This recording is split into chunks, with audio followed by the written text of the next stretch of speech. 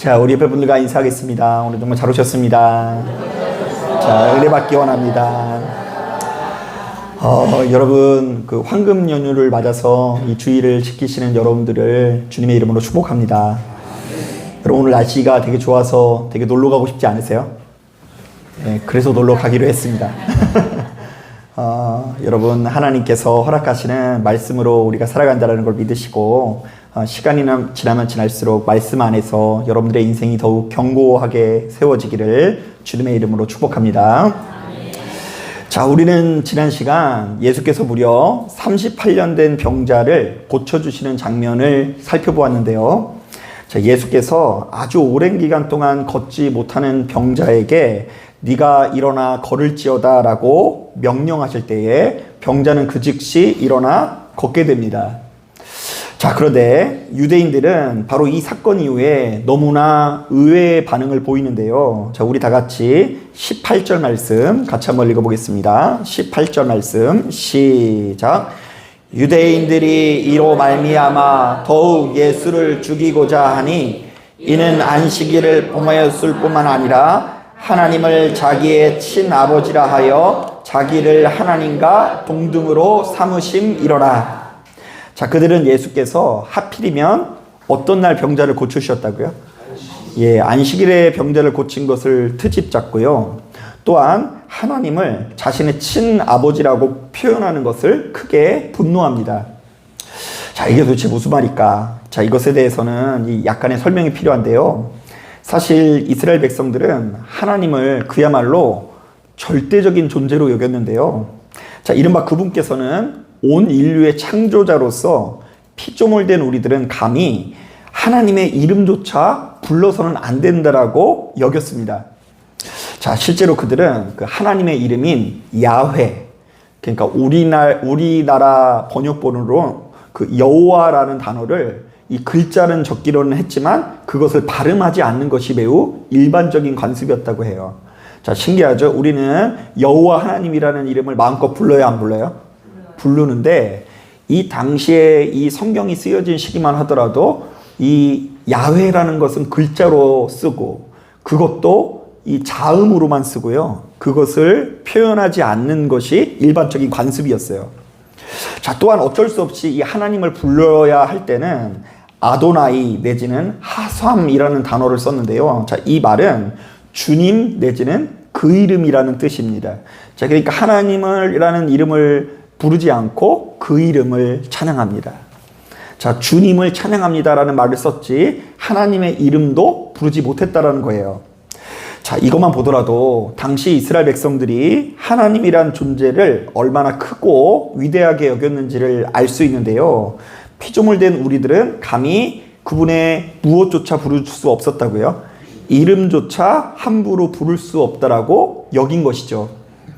자, 더군다나 이 성경의 시대에서 이 부자관계는 일종의 분신관계라고 할 수 있는데요.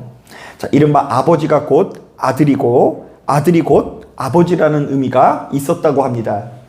자, 그렇다 보니 이스라엘 백성들은 예수께서 하필이면 하나님의 날인, 하나님께서 주관하시는 날인 어떤 날이에요? 안식일에 병자를 고치시는 것과 절대자 하나님을 이름도 못 부르는데 감히 그 하나님을 나의 아빠라고 부르는 것을 도무지 용납할 수 없었는데요. 아마도 당시 사람들은 예수의 이런 행보 자체를 신성모독으로 여길 것이 분명해 보입니다. 아니, 지가 뭔데 하나님을 아빠로 부를 수 있을까? 자, 여러분, 엄연히 따졌을 때 하나님은 영이시고 눈에 보여요, 안 보여요? 안 보이고 예수는 육이고 눈에 보이는데 어떻게 이렇게 다른 존재들이 부자관계가 형성된다는 것일까? 당시 사람들로서는 바로 이 같은 사실을 도무지 이해할 수가 없는 것입니다. 자, 그래서일까요? 예수께서는 오늘 본문을 통해 하나님과 자신의 관계를 조금 더 구체적으로 설명하시는데요. 이른바 하나님께서 왜 나의 아버지 되시고 자신은 왜 그분의 아들이 될 수 있는지를 아주 상세하게 설명하고 있습니다. 자, 여러분, 하나님은 우리가 생각할 때도 영이시잖아요. 눈에 보여요, 안 보여요? 안 보여요. 그런데 예수님께서는 눈에 보여요, 안 보여요? 보여요. 그럼 이 같은 격차를 어떻게 설명해야 될까? 아버지가 영이시면 아들이 영이어야 되는데 아들은 육이고 아버지는 영인 상태를 어떻게 설명할 수 있을까? 이 전혀 다른 본질을 가지고 있는 이 아버지와 아들 사이를 예수께서 어떻게 설명하실까요? 자, 먼저 우리 다 같이 19절 말씀을 보면 예수께서 이 부자 관계를 아주 독특하게 설명하시고 있다는 걸 알 수 있는데요. 자, 우리 다 같이 19절 말씀 같이 한번 읽어보겠습니다. 시작. 그러므로 예수께서 그들에게 이르시되 내가 진실로 진실로 너희에게 이르노니 아들이 아버지께서 하시는 일을 보지 않고는 아무것도 스스로 할 수 없나니 아버지께서 행하시는 그것을 아들도 그와 같이 행하느니라. 자, 이것은 뭐 길게 써져 있지만 쉽게 말하면 아버지와의 뜻과 아들의 뜻이 완전히 어떻다는 거죠? 하나라는 이야기예요. 아버지의 뜻과 아들의 뜻이 다르지 않다. 완전히 하나다. 자, 그러니까 아들이 독자적으로 행하는 것은 아무것도 없고 아들은 오로지 누구의 뜻대로 행한다고요? 아버지 하나님의 뜻대로 행하기 때문에 하나라는 이야기예요. 자, 한번 따라해 보겠습니다. 아버지와 아들은 같은 뜻을 지니셨다. 한번 따라해 보겠습니다. 하나님의 뜻 안에서 아버지와 아들은 하나이다. 자, 우리가 보았을 때는 영이신 하나님과 육체를 가진 예수님께서 달라 보이지만 이 예수께서 말씀하시기를 그럼에도 불구하고 아버지와 아들은 누구의 뜻 안에서? 하나님의 뜻 안에서, 아버지 하나님의 뜻 안에서 하나의 본질을 가졌다. 그러므로 부자관계가 성립된다라고 말씀을 하고 있어요. 자, 계속해서 22절을 보니까 대다수의 아버지가 이 돌아가실 때가 되면 자신의 전 재산을 자녀에게 상속시켜 주는 것처럼 아버지께서도 아들에게 한 가지 권한을 유산으로 상속시켜 주셨다고 하는데요. 이른바 만물을 심판하는 권한을 아들에게 주셨다고 합니다. 자, 그렇다고 한다면 예수께서 받으셨다고 하는 이 만물을 심판하는 권한이 무엇일까요? 자, 여러분, 우리 예수님께 그런 권한이 있다고 한다면 예수님께 잘 보여야 될 것 같죠? 자, 뭐라고 그 권한을 소개하고 있는지 우리 24절 말씀 같이 한번 읽어보겠습니다. 24절 시작. 내가 진실로 진실로 너희에게 이르노니 내 말을 듣고 또 나 보내신 이를 믿는 자는 영생을 얻었고 심판에 이르지 아니하나니 사망에서 생명으로 옮겼느니라. 자, 이 본문은 예수께서 전하시는 무엇이요? 말씀 자체가 일종의 큰 상급이자 심판이라는 이야기를 하는데요. 왜냐하면 주님의 말씀을 듣고 믿는 자는 사망 권세를 꺾고 생명을 누리고요. 반대로 누군가가 주님의 말씀을 듣지 못하는 상태 자체가 일종의 심판을 받은 상태라고 규정을 합니다. 자, 그런데 이것은 참 이해하기가 좀 어려울 수 있는데요. 여러분, 우리가 생각할 때 심판은 우리가 갑자기 지옥불에 떨어지는 것이 심판인 것 같죠? 자, 우리가 하나님 말씀을 안 들었더니 어느 날 갑자기 교통사고가 나서 재수가 안 풀리는 거, 이게 우리가 생각하는 심판이에요. 자, 그런데 우리 주님께서 뭐라고 이야기하냐면 생명을 누린다는 것 자체가 주님의 말씀을 듣는 것이고 주님의 말씀을 듣지 못하는 것 자체가 일종의 심판이라는 이야기를 하고 있어요. 자, 그렇다고 한다면 이것을 이렇게 정리해 볼 수 있어요. 한번 따라 보겠습니다. 아들은 아버지에게 만물을 심판하는 권세를 얻었다. 한 번 더 따라하겠습니다. 아들은 말씀으로 이 땅을 심판하신다. 예, 유대인들은 본래부터 하나님께서 이 땅을 말씀으로 심판하신다고 생각을 했어요. 자, 그런데 아버지께서 행하시는 이 권한을 이제부터는 누가 행사하신다고요? 아들이신 예수 그리스도가 행사한다라고 증언하고 있어요. 자, 그런데 여러분 눈치가 빠르신 분은 알겠지만 오늘 이 본문에 나와 있는 내용은 아버지와 아들이 말씀 안에서 하나라는 증언인 동시에 우리가 주님의 자녀가 되는 과정에서 반드시 갖추고 있어야 되는 조건을 제시하는 말씀이기도 한데요. 자, 만약 우리가 주님의 자녀가 되기 위해서는 그 무엇보다 우리가 누구의 뜻과 같은 뜻을 가지고 있어야 된다고요? 주님의 뜻과 같은 뜻을 가져야 된다는 것이고요. 또한 주님의 말씀을 듣고 순종하는 자야말로 바로 그 사람이 주님의 자녀가 될 수 있다는 이야기를 하는 거예요. 자, 실제로 주님께서도 이와 비슷한 말씀을 우리에게 숱하게 건네시는데요. 특히 마태복음 7장을 보니까 이런 말씀이 있습니다. 나더러 주여 주여 하는 자마다 다 천국에 들어갈 것이 아니요 다만 하늘에 계신 내 아버지의 뜻대로 행하는 자라야 들어가리라. 그날에 많은 사람이 나더러 이르되 주여 주여 우리가 주의 이름으로 선지자 노릇하며 주의 이름으로 귀신을 쫓아내며 주의 이름으로 많은 권능을 행하지 아니하였나이까 하니니 그때 내가 그들에게 밝히 말하되 내가 너희를 도무지 알지 못하니 불법을 행하는 자들아 내게서 떠나가라 하리라. 자, 그러니까 많은 신앙인들이 사실은 자기 자신이 기도를 많이 하는 사람이라는 것을 내세우고 하늘의 이치를 꿰뚫는 자라는 것을 강조하거든요. 또한 어쩌다 원수마귀를 쫓아낸다거나 놀라운 표적이라도 나타나면 그것에 엄청나게 의미를 부여하곤 합니다. 자, 육신의 옷을 가지고 있는 우리들은 이 기본적으로 우리의 눈에 뭐가 자꾸만 나타나야 된다라고 생각을 해요. 하지만 우리들의 이런 인식과는 달리 예수께서는 우리가 하나님의 뜻에 얼마나 합한 인생을 살았는가의 문제를 더욱 크게 여기신다고 하는데요.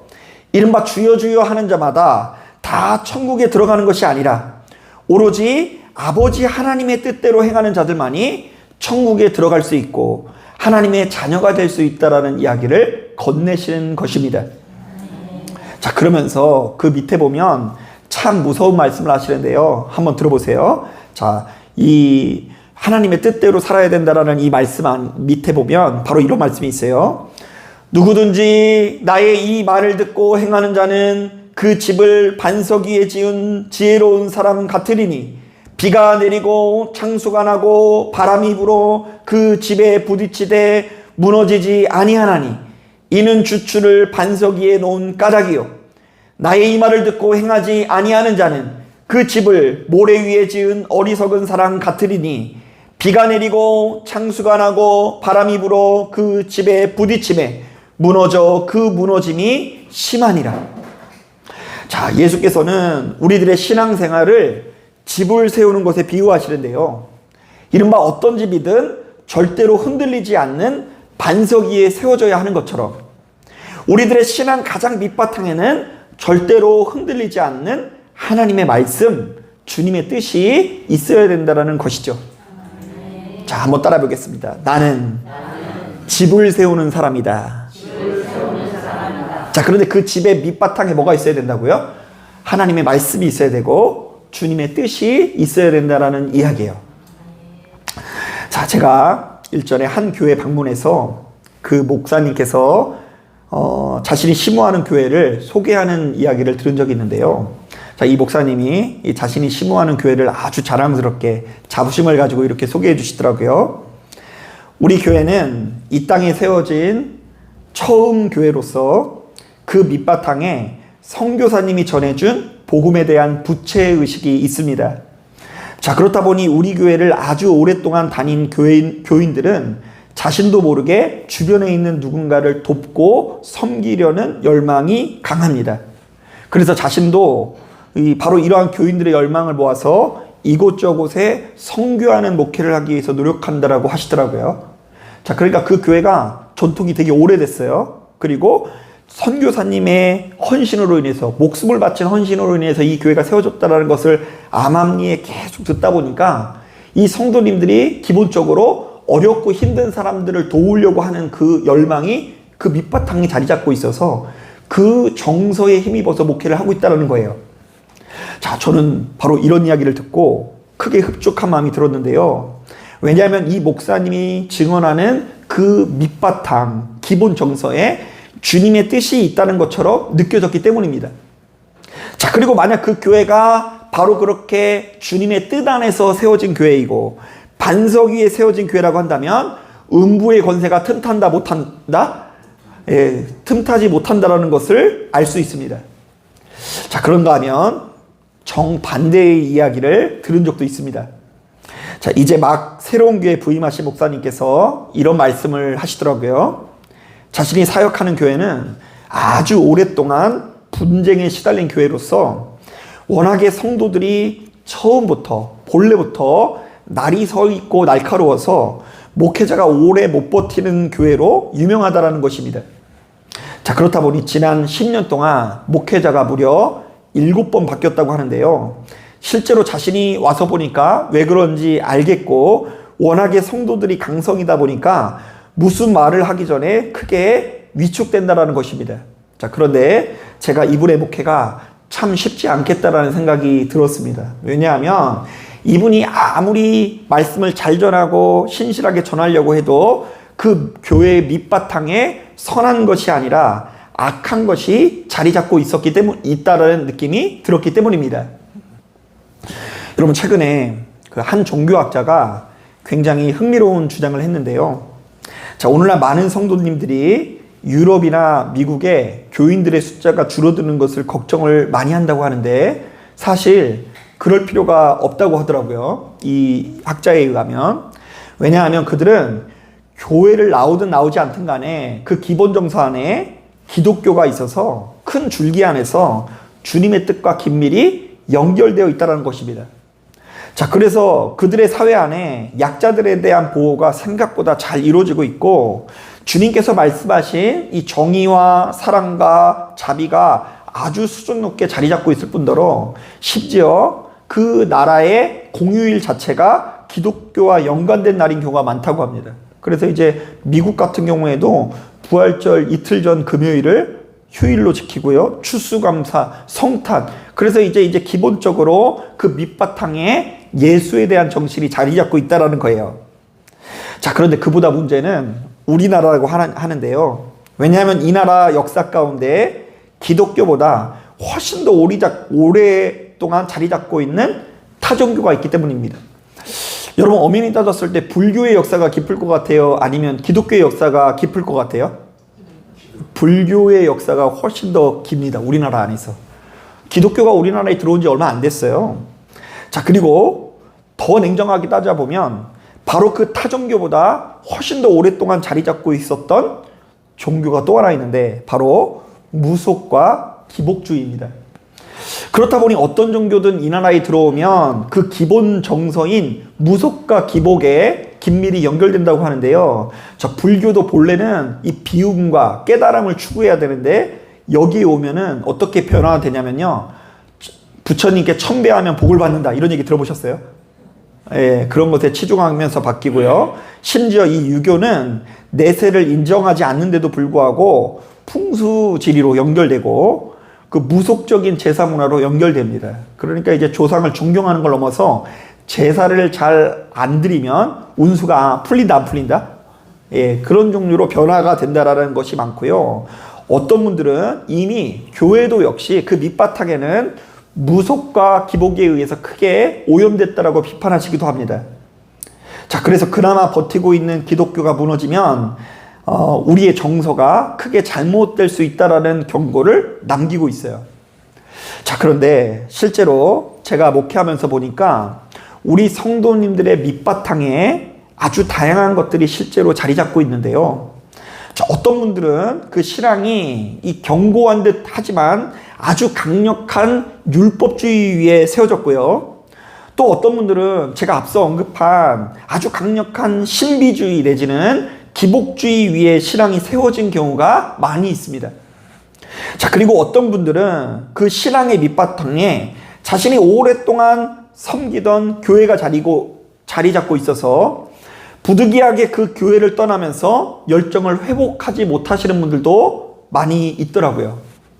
자, 그러니까 이제 여러분 생각보다 나에게 잘 맞는 교회를 만난다라는 것 자체가 굉장히 큰 축복이에요. 의외로 이 많은 사람들이 예수를 믿는 것 같아도 내가 오랫동안 섬기던 정붙인 그 교회를 떠났을 때에 그것을 적응하지 못하시는 분들이 많이 있어요.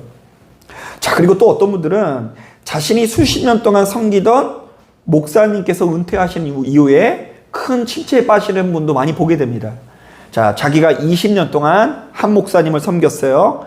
30년 동안 한 목사님을 섬겼습니다. 자, 그런데 그 목사님이 바뀌고 새로운 목사님이 전혀 새로운 목회나 말씀을 전할 때에 힘들어 하시는 분들을 보게 되는데요. 충분히 그럴 수 있겠다라는 생각이 들기도 합니다. 자, 어쨌든 우리가 똑같이 교회를 나오는 것 같아도 실제로는 그렇지 않을 수 있는데요.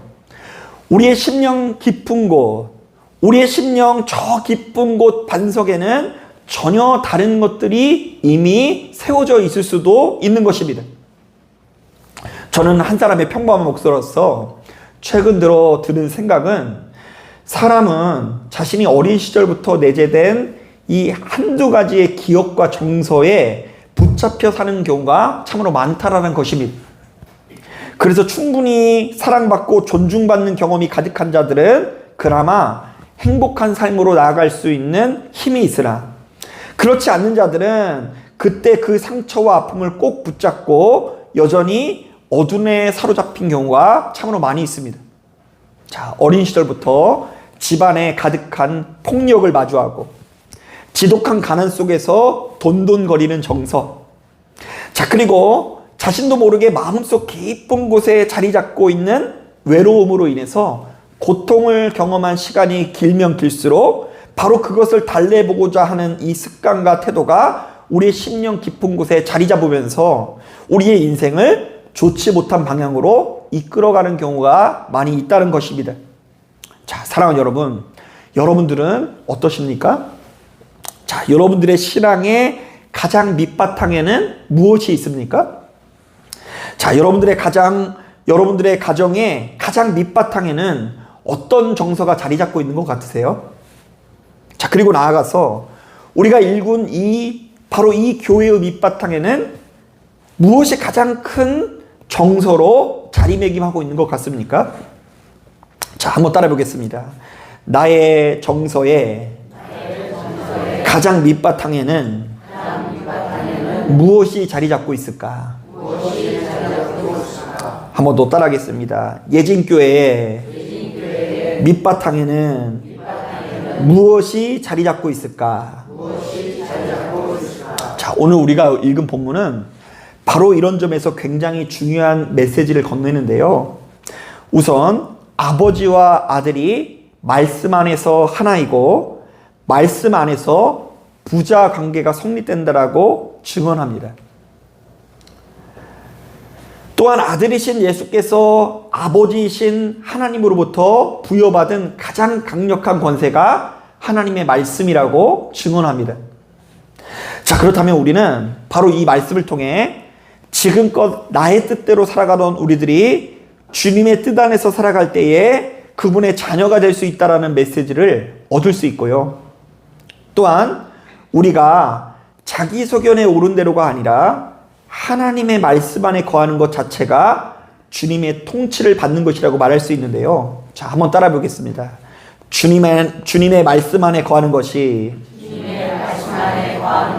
생명이고 말씀 안에 거하지 못하는 것이 심판이다. 자, 그러니까 예수 믿는 우리들의 심령 가장 밑바탕에는 그 무엇보다 주님의 뜻이 있어야 하고 하나님의 말씀이 있어야 한다는 것인데요. 만약 우리들의 심령에 이런 것들이 머물지 못하고, 만약 우리의 가정에 이런 것들이 자리 잡지 못하고, 만약 우리 교회에 이런 것들을 갖추고 있지 못하고 한다면 우리는 바람에 나는 겨와 같이 흔들릴 수밖에 없을 것입니다. 자, 사랑하는 여러분, 바로 이 사실을 깨닫고 이 자리에 참석한 저와 여러분들이 시간이 흐르면 흐를수록 그 인생의 체질을 완전히 개선해서 자기 소견대로 옳은 대로가 아니라 주님께서 기뻐하시는 대로, 내가 바라고 뜻하는 대로가 아니라 주님의 말씀대로 여러분들의 심령과 가정과 교회를 세워나가시기를 주님의 이름으로 축복합니다. 아멘. 자, 기도하겠습니다.